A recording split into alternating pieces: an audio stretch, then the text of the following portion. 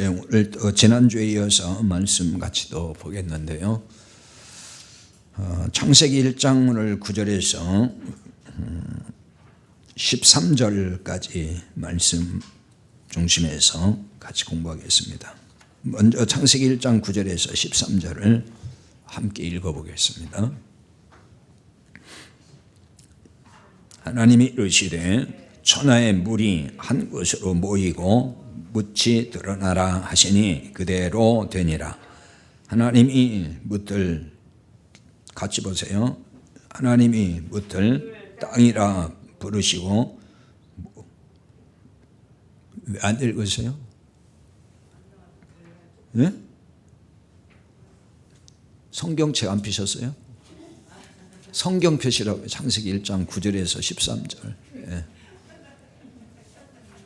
성경 표라고 했잖아요. 제가 창세기 1장 9절에 13절. 자, 다시 처음부터 읽습니다. 하나님이 이르시되 천하의 물이 한 곳으로 모이고 묻이 드러나라 하시니 그대로 되니라. 하나님이 묻을 땅이라 부르시고 모인 물을 바다라 부르시니 하나님이 보시기에 좋았더라. 하나님이 이르시되 땅은 풀과 씨 맺는 채소와 각기 종류대로 씨 가진 열매 맺는 나무를 내라 하시니 그대로 되어 땅이 풀과 각기 종류대로 씨 맺는 채소와 각기 종류대로 씨 가진 열매 맺는 나무를 내니 하나님이 보시기에 좋았더라. 저녁이 되고 아침이 되니 이는 셋째 날이니라. 아멘. 지난주에는 그 궁창 위의 물과 궁창 아래의 물에 대해서 살펴봤죠. 그래서 이것은 이제 하늘의 물과 그다음에 땅의 물로 이렇게 나뉘었고, 그래서 그 하늘의 물 혹은 땅의 물 거기에 감추어진, 거기에 계시된 복음이 무엇인가에 대해서 살펴본 것입니다. 하늘의 물은 말씀이신 예수 그리스도, 그 다음에 땅의 물은 인간이 목말라는 이 세상 것들, 이런 것들이 그 속에 담겨 있다는 것을 신약의 여러 말씀을 찾아오면서 같이 살펴봤어요. 하늘의 물이신 예수님이 아니고는 인간의 목마름을 해결할 수 없다 하는 것을 지난주에 말씀드렸습니다. 그래서 예수님께 나오는 자만이 영원히 목마르지 않은 물을 마시게 된다는 거죠. 세상이 주는 물은 끝없는 갈증을 느낄 수밖에 없다 하는 것을 지난주에 생각을 해봤습니다. 오늘은 이 땅과 씨에 대한 말씀을 통해서 이 속에 담긴 그 복음이 무엇일까 하는 것을 한번 살펴보겠습니다. 지금 이제 구약에서 담겨 있는 이 복음을 보는 훈련을 자꾸 하는 겁니다. 구약 성경 읽을 때에 이게 복음의 말씀인데 이 말씀의 의미를 어떤 식으로 우리가 보고 읽어가야 될까 하는 것을 계속 신약 연결해서 우리가 같이 지금 공부를 하는 거예요.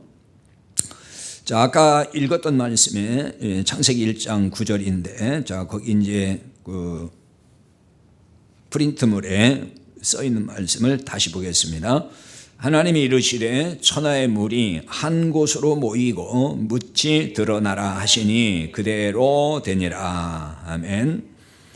하나님께서 하늘 아래 물들, 이제 지난주에는 이제 하늘 위의 물과 하늘 아래의 물로 나누었다 그랬어요. 근데 이제 이 하늘 아래에 있는 물들, 그러니까 이제 쉽게 말하면은 땅에 있는 물들, 지구상의 물이라고 할 수 있죠. 처음에는 다 물로 덮여 있었다는 거예요. 온통 물로 덮여 있었는데 그 물을 한 곳으로 이제 모이게 하시고 땅이 되게 하셨다 그랬어요. 그러니까 처음에는 이 땅이 드러난 게 아니고 물에 다 덮여 있었다는 거죠. 그것을 이제 땅이 드러났다. 묻이 드러났다 그랬어요. 묻이 드러나라 하시니 그대로 되니라. 여기 이제 묻이라는 말은 우리가 보통 육지를 말할 때 묻에 산다 그러잖아요. 그러니까 이 묻은 이제 땅이란 말인데 어떤 땅이냐면은 마른 땅이란 뜻이에요. 원문의 뜻을 제가 항상 말씀하는 거예요. 여기 묻이란 말을 원문에서는 그 얍바사 그러는데 이것은 마른 땅. 그러니까 물이 있거나 질퍽질퍽한 땅이 아니고 아주 뽀송뽀송하게 다 말라버린 그 땅을 말하는 건데 거기에다가 토지를 뜻하는 말도 있어요. 그러니까 토지라는 뜻도 있다고 말입니다. 그러니까 마른 땅, 그 다음에 토지. 그러니까 경작할 수 있는 어떤 토지를 말하는 거예요. 그러니까 이 땅이 물로 다 뒤덮여 있으면은 사람이 살 수가 없잖아요. 그렇죠?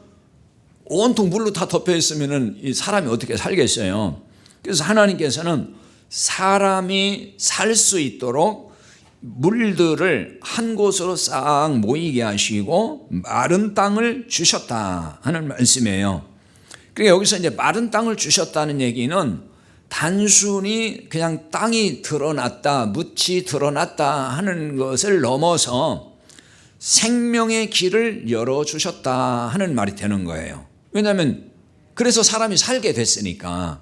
그렇잖아요. 물이 다 덮여서 못 사는데 사람을 만들기 전에 하나님이 살 수 있도록 전부 다 이제 정리를 하시는 거잖아요. 지금 물을 한 곳으로 모이게 하시고 그 다음에 땅이 다 드러나고 또 그 땅도 뭐 칠팍칠팍하고 막 수렁 같은 땅이 아니고 마른 땅이 다 드러나게 하셔서 사람이 살 수 있는, 생명이 살 수 있는 그 길을 열어주셨다 하는 거예요. 그러니까 이 말은 살 길을 예비해 주셨다 하는 뜻이 됩니다.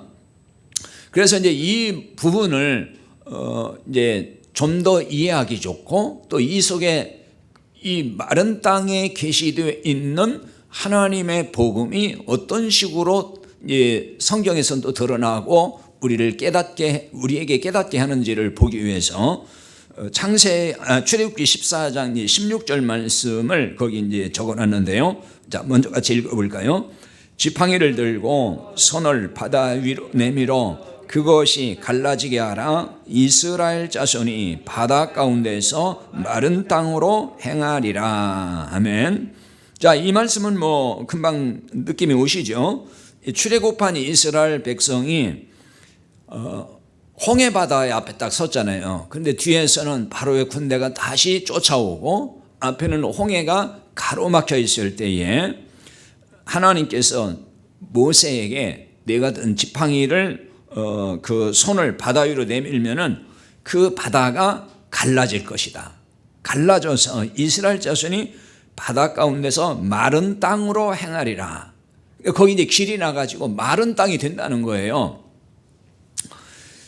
여기 이제 마른 땅이란 단어가 지금 아까 창세기 1장 9절에서 묻이 드러났다 할 때 그게 마른 땅이라고 했잖아요. 이게 같은 단어예요. 같은 단어. 그래서 얍바사라고 하는 같은 단어를 쓰고 있습니다. 그러니까 여기 마른 땅이나 묻이나 같은 단어죠. 그러니까 이렇게 이제 그 경우에 따라서 번역을 다르게 하고 있는 것입니다. 얍바사라는 단어인데 같은 단어입니다. 그래서 하나님은 출애굽한 이스라엘 백성을 위해서 생명의 길을 여신 거예요. 물로 다 덮여서 거기를 건너갈 수가 없잖아요. 그러니까 그 물을 쫙 갈라가지고 나누게 해서 양쪽으로 거기에 길을 내신 거죠. 그게 이제 생명의 길이에요. 왜? 살 길이니까 그게. 그래서 출애굽기 14장 22절 말씀 적어놓은 말씀 읽어볼까요? 이스라엘 자손이 바다 가운데를 육지로 걸어가고 물은 그들의 좌우에 벽이 되니. 이스라엘 자손이 바다 가운데를 육지로 걸어갔다는 거예요. 여기 이제 육지도 아까 말한 묻, 그 다음에 마른 땅이라고 하는 얍바사 같은 단어입니다. 육지도. 그래서 마른 땅을 이렇게 다 걸어갔다.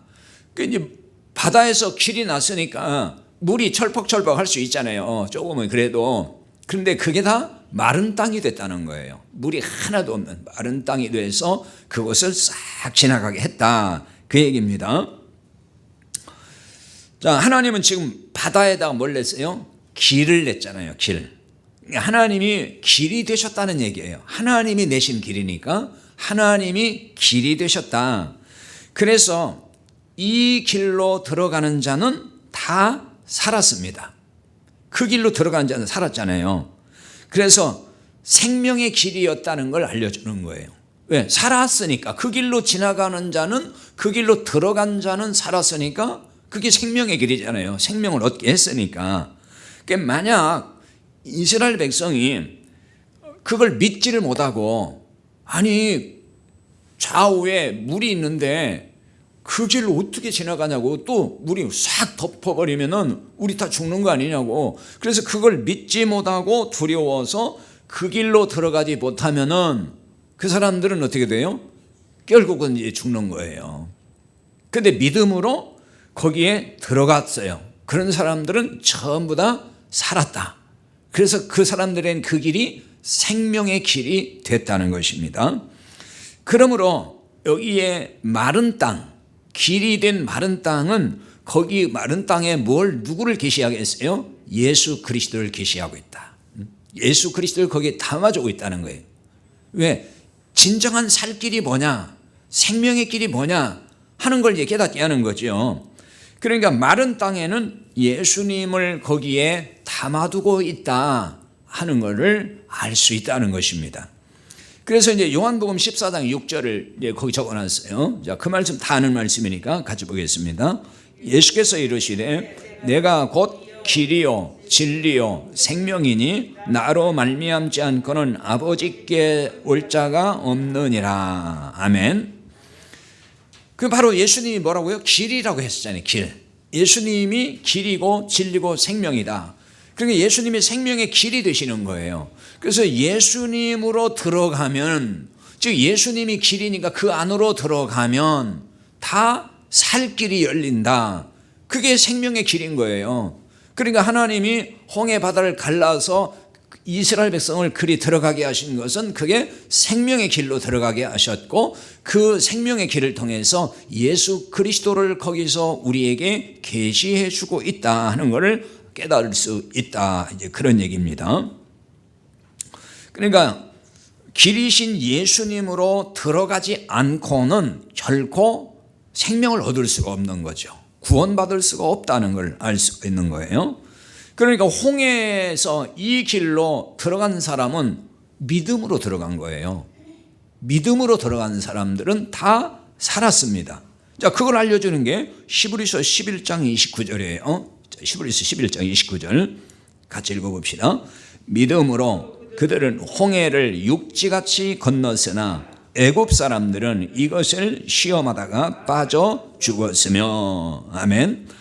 믿음으로 그들은 홍해를 육지같이 건넜어요. 그러니까 그냥 건넌 게 아니에요. 믿음으로 건넜다는 거예요. 믿음으로. 그러니까 믿음으로 홍해를 육지같이 건넜다. 여기 육지도 아까 이제 구약에서 창세기 1장 9절이라든지 출애굽기에서 나왔던 그 마른 땅, 구약에서 마른 땅 얍바사라고 하는 말을 헬라어로 번역해 놓은 거예요. 사실은 같은 얘기를 하는 거거든요. 그러니까 원래 이제 구약 성경의 그 단어를 헬라어 성경에서 그 단어를 다 번역해서 많이 쓰고 있어요. 그래서 여기 이제 마른 땅, 육지같이 할 때 육지가 바로 마른 땅이라는 것을 의미하는 것입니다. 그래서 이게 크세로스라는 단어를 쓰고 있는데 그게 얀바사의 여거다, 그걸 번역해 놓은 것이다 하는 말씀인데요. 자, 아무튼 이스라엘에게 이 길은 생명의 길이었어요. 그럼 그들에게 생명이 된 것은 믿음으로 그 길로 들어갔기 때문에 생명이 됐다는 것입니다. 믿음으로 갔기 때문에. 그러나 애굽인에게는 이 길이 무슨 길이었죠? 사망의 길이었다는 거예요. 멸망의 길이 되고 말았다.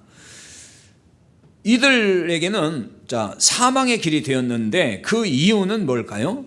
믿음으로 들어간 것이 아니기 때문이었다, 그 얘기죠.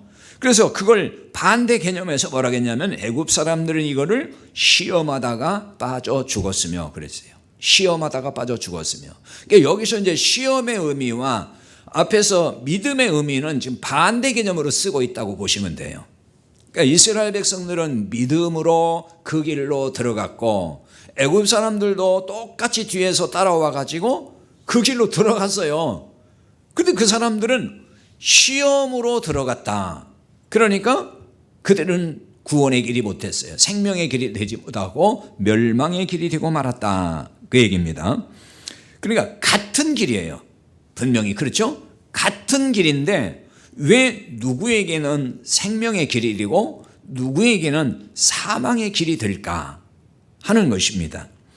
그러니까 믿음이 있으면 생명의 길이 되는 것이고 시험이 있으면 사망의 길이 된다는 걸 알려주는 거예요. 시험이 있으면 사망의 길이 된다. 그럼 여기 시험이라는 건 뭐냐? 우리가 보통 교회 생활하면서 뭐 시험 들었대 그런 시험이 아니에요. 그런 시험이 아닙니다. 이건 하나님에 대한 시험을 말하는 거예요. 하나님 자체를 믿지 못하는 것, 그걸 말하는 거예요. 그런 의미에서 시험인 거예요. 같은 예수님이에요. 같은 예수님. 같은 길, 홍해 같은 길, 같은 예수님인데 어떤 이는 믿음으로 구원받고 어떤 이는 시험하다가 멸망을 당했다. 그 얘기입니다. 그러니까 복음이신 예수님. 그럼 이 참 복음을 말하면은 깨닫고 믿음으로 받아들이는 사람이 있어요. 그런데 반대인 사람이 있는 거예요. 항상 안 받아들여요. 그 이유는 여러 가지가 있겠지만은 성경에서 늘 보여주는 것은 율법에 매인 사람들은 받아들이지 못하고 항상 시험에 드는 사람이 있었어요. 예수님 당시에는 그게 서기관들, 바리새인들 그 사람들이에요. 예수님이 천국 복음을 전할 때 그 사람들은 못 받아들였어요. 그거를 전혀 받아들이지 않았죠. 그리고 예수님을 오히려 박해하고 핍박하고 예수님을 끝내려 이제 죽이잖아요. 그리고 그 사람들은 같은 예수님인데 같은 예수님의 말씀이 지금 나오고 있는데 어떤 사람들은 그 말씀을 듣고 생명을 얻는 반면에 어떤 사람들은 같은 말씀을 듣고 시험이 들어가지고 예수님을 배척하고 예수님을 죽이고, 그러니까 같은 예수님인데 같은 길인데 그 사람들은 결국 예수님에게 걸려 넘어져서 멸망으로 떨어지고 말았다는 것입니다. 초대교회도 마찬가지였어요. 종종 말씀드리지만 초대교회 안에 늘 있었던 그 이단이 누구예요? 율법주의 이단이라고 그랬죠. 그 사람들도 마찬가지인 거예요. 같은 예수님인데 같은 길인데 그 사람들은 이 복음의 말씀을 제대로 수용을 못하는 거예요. 여전히 율법 붙들고 있어요. 그 율법을 지켜야 된다는 거예요. 그러니까 같은 예수님이고 같은 복음을 말하고 있는데 여전히 그 사람들은 그 율법을 붙들기 때문에 결국 그것이 시험이라는 것이고 넘어지고 만다는 것입니다. 어느 시대나 항상 이렇게 두 종류의 사람이 있었다 하는 것입니다. 그래서 거기 베드로전서 2장 6절에서 8절을 인용을 해놨는데요. 자, 먼저 거기 읽어보겠습니다.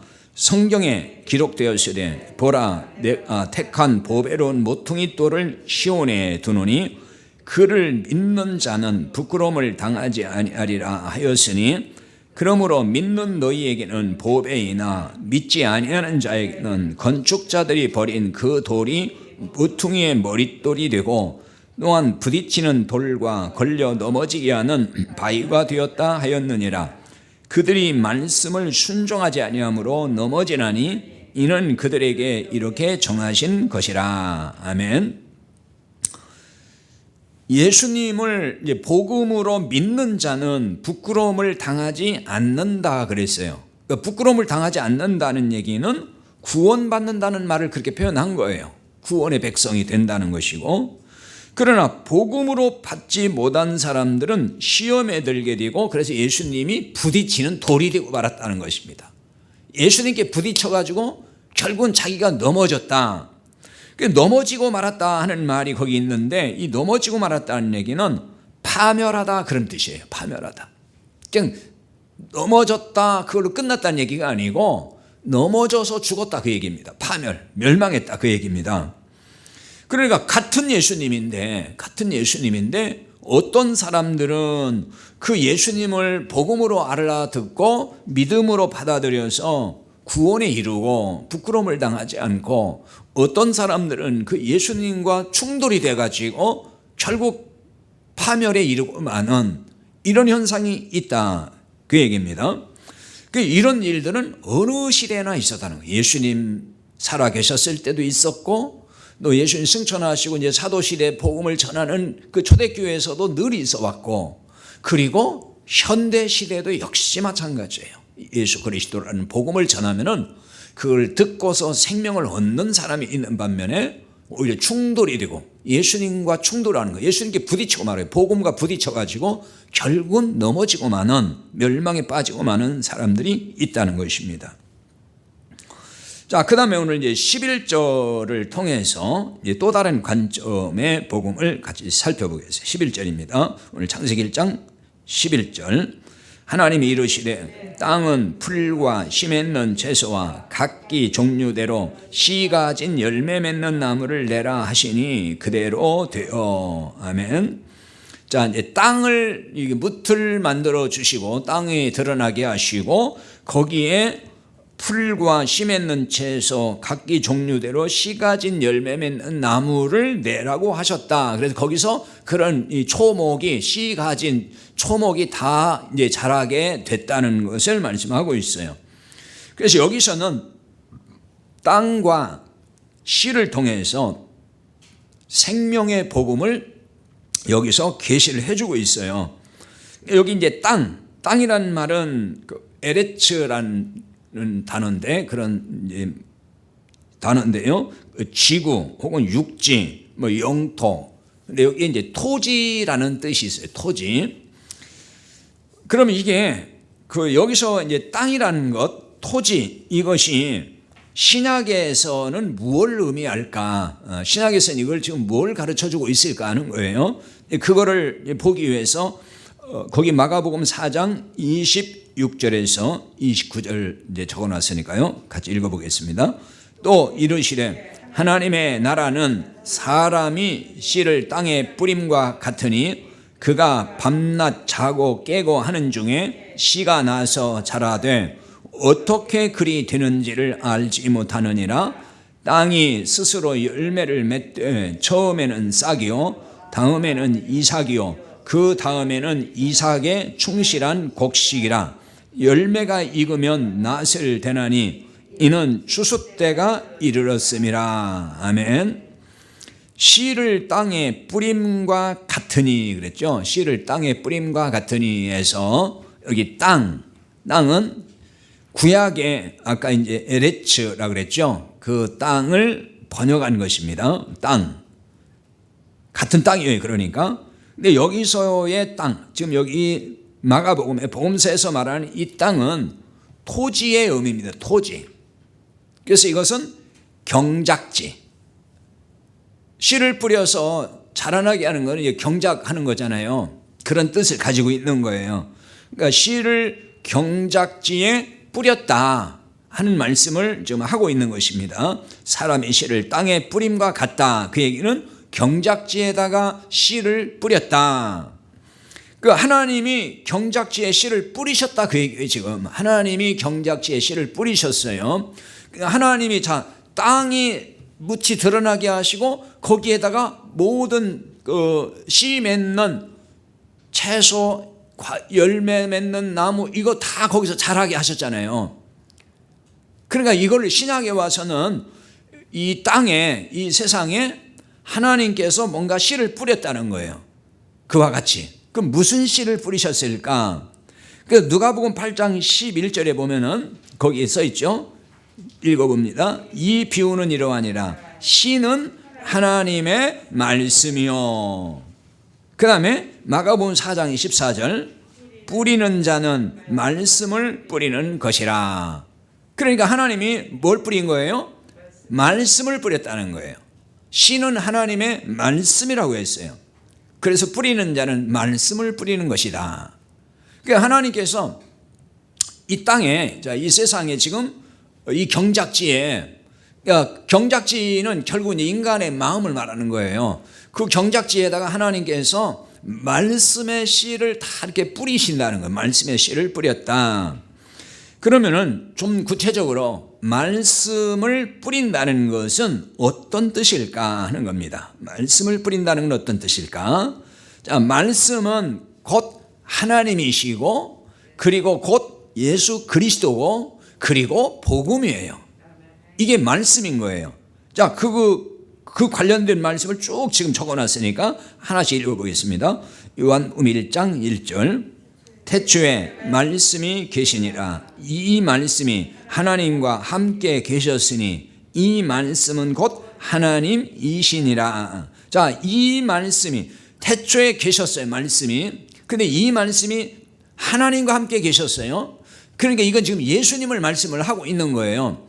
그런데 이 말씀이 곧 누구라고 또 하나님이시니라. 굉장히 신비로운 말씀이죠. 말씀이 계셨는데 이 말씀이 하나님과 함께 계셨고 그리고 이 말씀이 곧 하나님이시라는 거예요. 그러니까 하나님이 말씀으로 계신 거예요.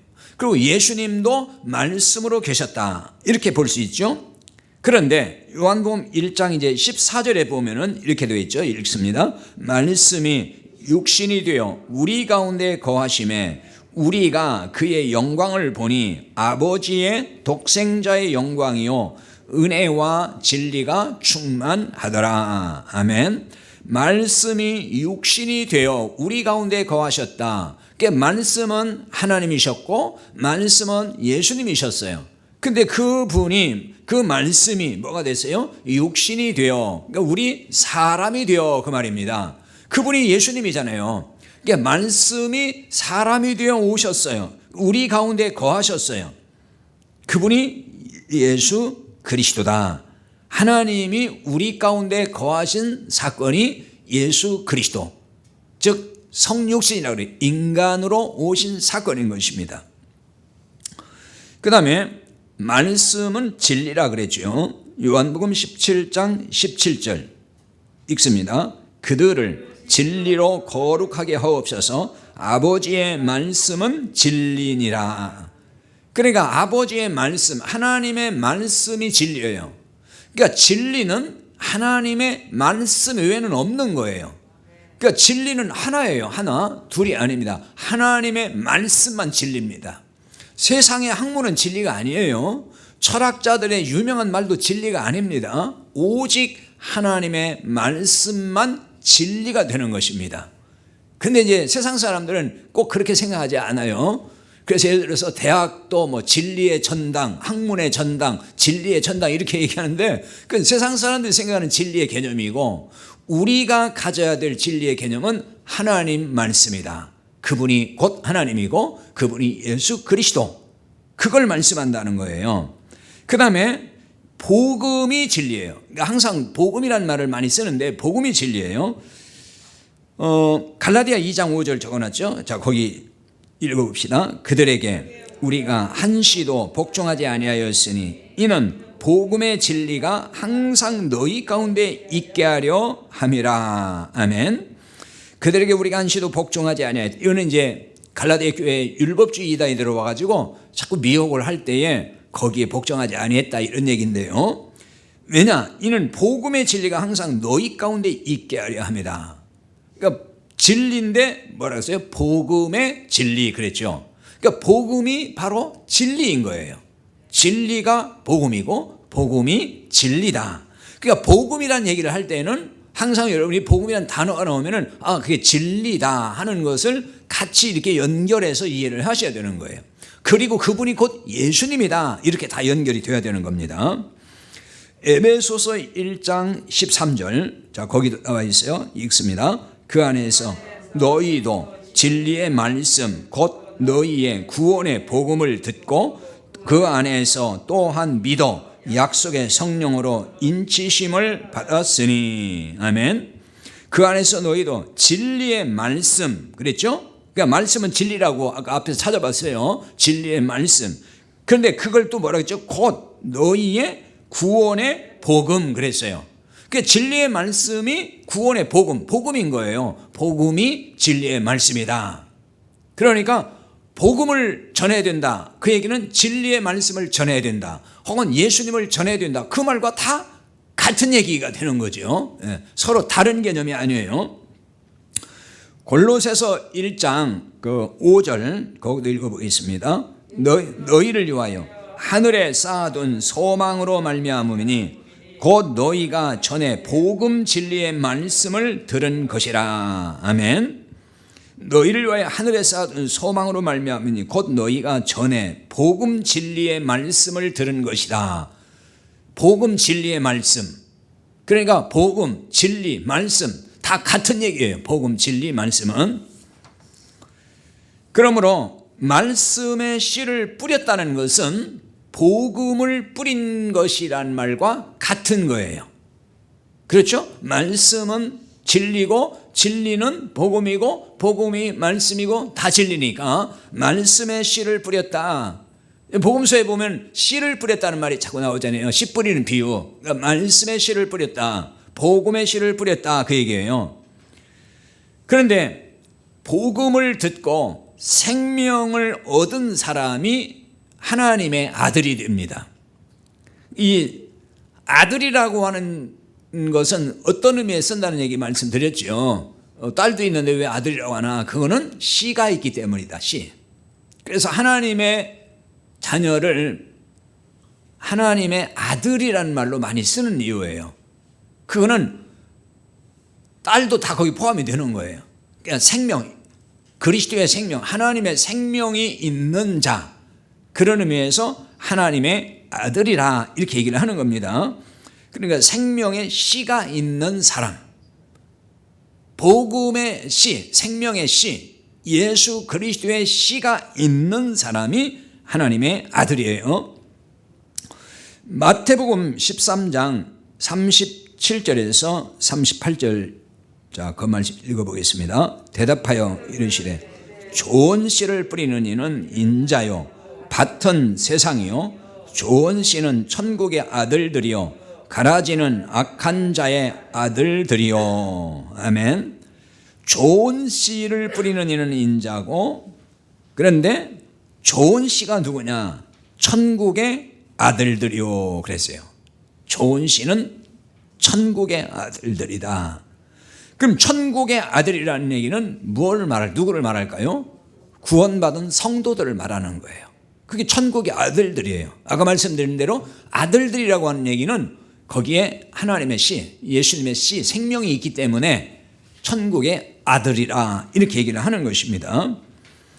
그럼 여기 좋은 씨라는 얘기는 생명을 주는 씨를 말하는 겁니다. 생명을 주는 씨, 생명을 줄 수 있는 씨. 그러니까 이 씨가 누구냐면은 천국의 아들이라 그랬어요. 이 씨가 천국의 아들이에요. 거기 그렇게 말씀했잖아요. 좋은 씨를 뿌리는 인자요 밭은 세상에, 좋은 씨는 천국의 아들들이요. 좋은 씨는 천국의 아들. 그러니까 여러분이 구원받은 사람이라면은 뭐가 돼요? 좋은 씨가 되는 거예요. 생명을 주는 좋은 씨가 되는 거예요. 구원받은 사람이란 뜻이에요. 쉽게 표현하면 구원받은 사람은 다 생명의 씨, 생명을 주는 씨가 있는 것입니다. 그런데 이 좋은 씨를 뿌리는 이는 누구라고 했어요? 인자요 그랬어요. 인자 누구죠? 예수님. 예수님은 사람의 아들로 오셨기 때문에 그래서 인자라고 하는 거예요. 김인자 권사님 그 인자가 아니고요. 사람으로 오셨기 때문에 예수님을 인자라고 한다. 근데 이 좋은 씨를 뿌리는 이는 인자, 예수님이라고 했습니다.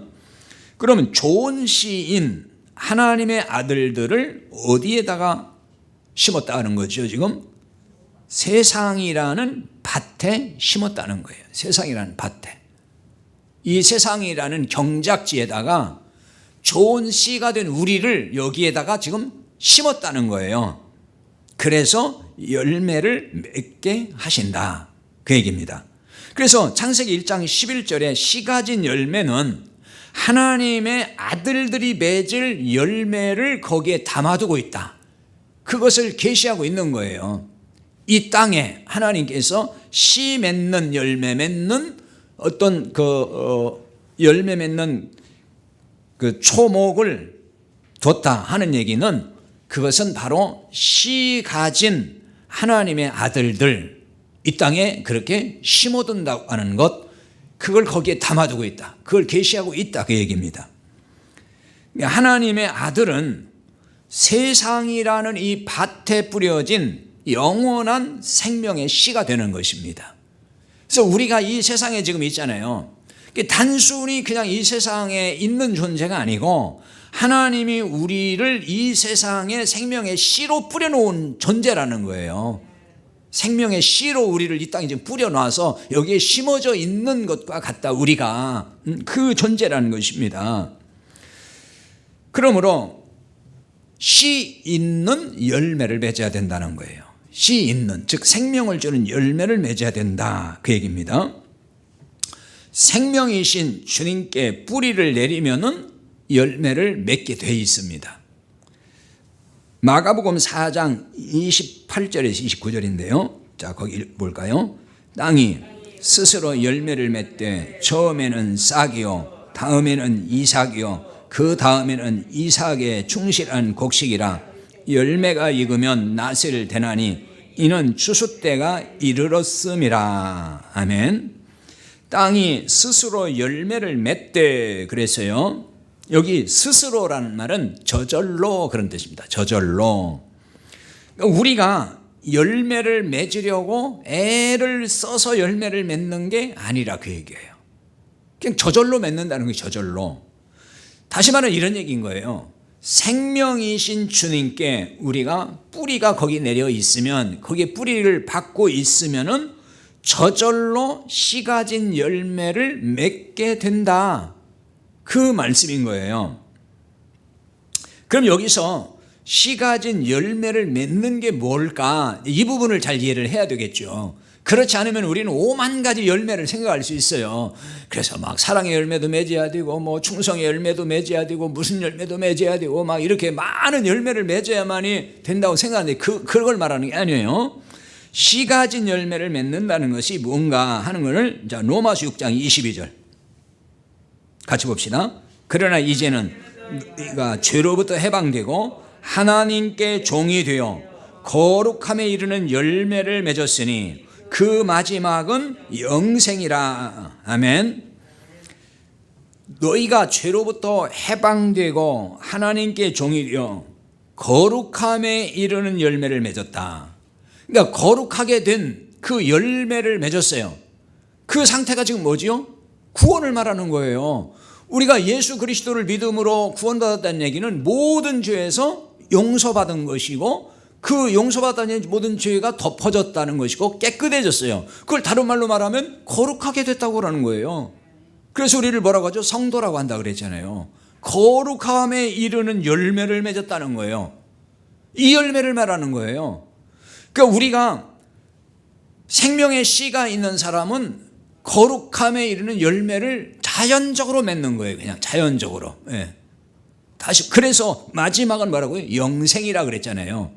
그러니까 이 땅에서 거룩한 열매가 우리 안에 자연스럽게 우리는 그냥 맺게 되는 것이고, 그래서 마지막은 영생이에요. 영원한 생명 가운데 들어가는 거예요. 그게 하나님 앞에 들어가는 거예요. 영원히 하나님 나라에 산다, 그 얘기입니다. 그게 영생인 거예요. 왜? 영원한 생명의 씨가 우리에게 있기 때문에 그런 것입니다. 자, 그 다음에 이제 이건 우리 각자가 맺어진 우리 안에 있는 그 열매를 말했다면은 하나의 또 중요한 열매가 있어요. 그건 로마서 16장 5절인데, 자, 읽어보겠습니다. 저희 집에 있는 교회도 문안하라. 내가 사랑하는 예배네도에게 문안하라. 그는 아시아에서 그리스도께 처음 맺은 열매니라. 아멘. 그리스도께 처음 맺은 열매라 그랬어요. 누가요? 에베네도라는 사람이에요.